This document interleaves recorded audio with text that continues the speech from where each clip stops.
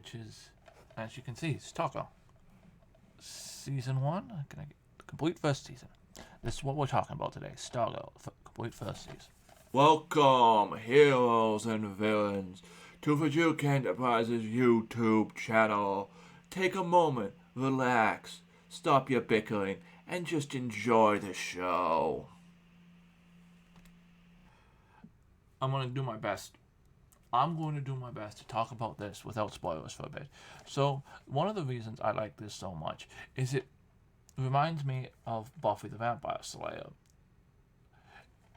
It's a teenage girl, second and last year of high school, moves to a new town, like Buffy, and super tech staff. She inherits a super tech staff. And she fights up bullies at first, and then criminals, superpower beings. And she eventually gets psychics, but she, just like Buffy, and the Scooby Gang, I don't know why people call them the Scooby Gang. I got into Buffy later, but the side characters like Giles and Willow are referred to as the Scooby Gang. And they help her out. Sometimes they even fight vampires with Buffy the Vampire Slayer, or the other monsters of the week. Sometimes they go undercover. Anyways, the side characters help out, and as you can see, it not really tells how important they are, but you get you look at the villains of the series on the bottom, with the heroes taking up most of it and the villains taking up less. I like that design. But yeah, she's the main character, and she recruits the rest. It is about legacy heroes. A legacy hero is a hero that takes on the mantle from another person. She takes on the mantle of Starman and becomes Stargirl, and I don't remember the names of any of the other people. I'm sorry. But I do remember that the guy in the hood, his name's Owlman, I believe, because he's the only blood legacy character, because his power is genetic, and he can flip over the hourglass and get super strength for 1 hour, hence Owlman. And Solomon Grundy is in this. You learn that in the first episode, and he doesn't get, for some reason, Solomon Grundy doesn't get pictured there. Stripe does. It's robot. He is the pilot of the big robot, and yeah, takes place on Earth 2, I believe, with the Justice Society. Yeah, it takes place on Earth 2 with the Justice Society. And those guys, there's more than that, like Solomon Grundy and a few others. But those guys kill the Justice League. Sidekick here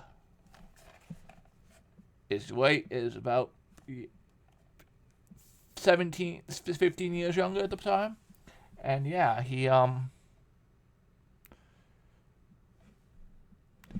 survives and keeps the staff. That's how she gets the staff. He marries her mom.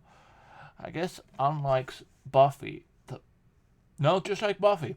Single parent. No, stepdad. No, I guess that's a difference. Because in Buffy, the stepdad was a robot. Well, not a robot. The guy that tried to marry Buffy's mom was a robot. Not really a stepdad. Anyways, so yeah. I've really enjoyed this. I've been trying to think of how to do this video for a while, and I figured I might as well just do it. And yeah. She has goggles with a supercomputer on it with an AI system that is really cool. She has combat suit with stealth mode and claws and a suit that makes it basically a cat. He has the robot and all of them. Those are all the heroes. And yeah, they moved to a town and all these League of Evil villains, League of Villains, League of Evil, the Anti-Justice League, I forget what they're called, but they're in that town. So they have a scheme, and you figure out what the scheme is throughout the game. Ends at the final episode, and yeah, it's a very, very cool show. I really enjoyed it. Next time I go out, I'm planning to get season 2 or find season 2 online streaming.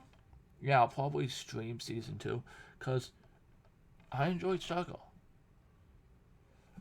Now, I'm going to go into. I'm definitely going to go into spoiler territory here. So if you don't want spoilers, this is the point where you click off. There are certain things you shouldn't Google before you watch this, in my opinion. It's very well done, but she believes that she can use the staff because her father was Starman. Her father just tends to be a scam artist who's still alive, unlike Starman, and the staff just chose her. Staff's kinda alive? It's kinda weird. I guess she just has a good sense of justice. I don't know. It hasn't explained why the staff chose her at all. And yeah, it's weird, but okay. As I mentioned, he is a legacy hero. And it's kind of hinted at a few times. Oh, they, just take Buffy. Just like Buffy. They are the outcasts. Except for her, she's could be a popular kid if she chose to be, because she was a cheerleader. Just like Buffy. A lot of similarities with Buffy. And yeah, Owlman fights Solomon Grundy in the final episode. Telekinetic guy is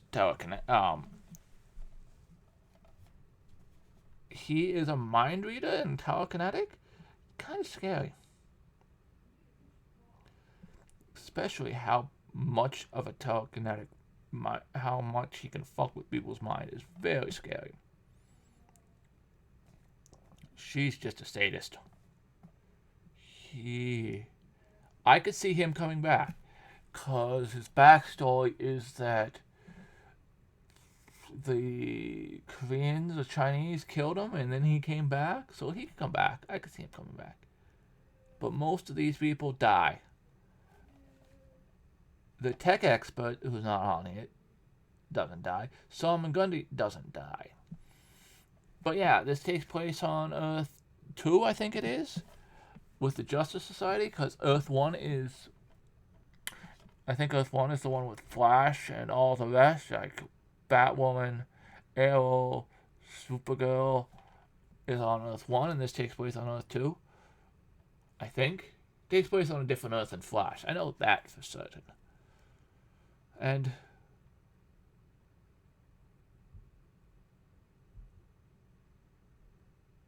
yeah, this was a very well done show. I think they've only done 3 seasons, and I think they're not doing a 4th season, which is a shame, because if the second 2 seasons are as good as this, then they would be very good. I don't remember what Stripe's original nickname is, but it's lame. Starboy? Not Starboy, Star Spangled Banner Boy? Something lame like that. But these two, the guy with the hair, Dragon King, and the Ice Guy, are the 2 main villains. I'm not sure which is more of a threat, but...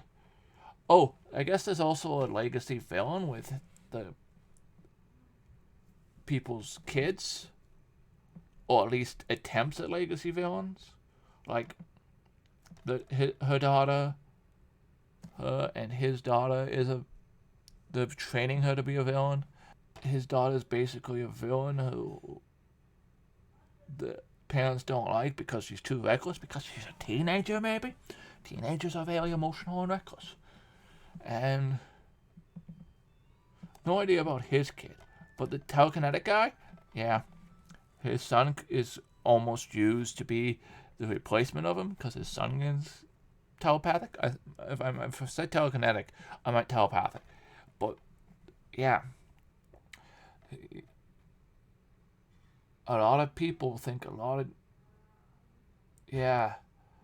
So I can understand why he turned to villainy, the telepathic guy, because especially the minds that he chose to read were all shitty people, or most people have shitty thoughts according to what his experience.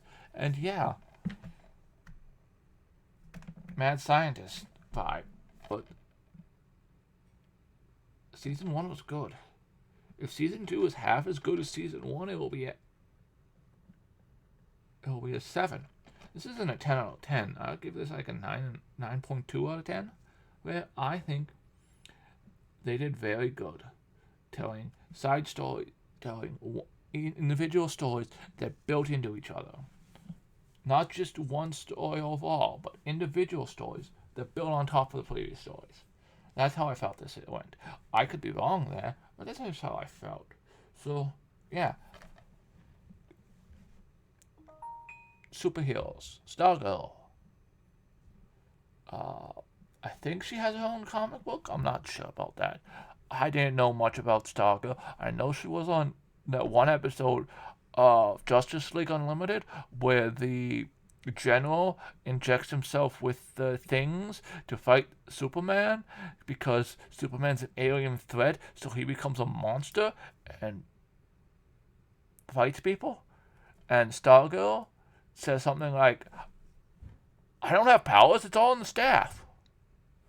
There was also the Vigilante, which is a motorcycle guy with guns. Like, it was weird. Like, the D-list heroes step up and defend the people in that episode. It's a very good episode. I can't remember what it's called. I know the review of it I watched earlier in the Justice League Unlimited I watched earlier in this year. Review of all of DC animated universe, but the review of Justice League, the guy didn't like that episode because it came late, but I did. And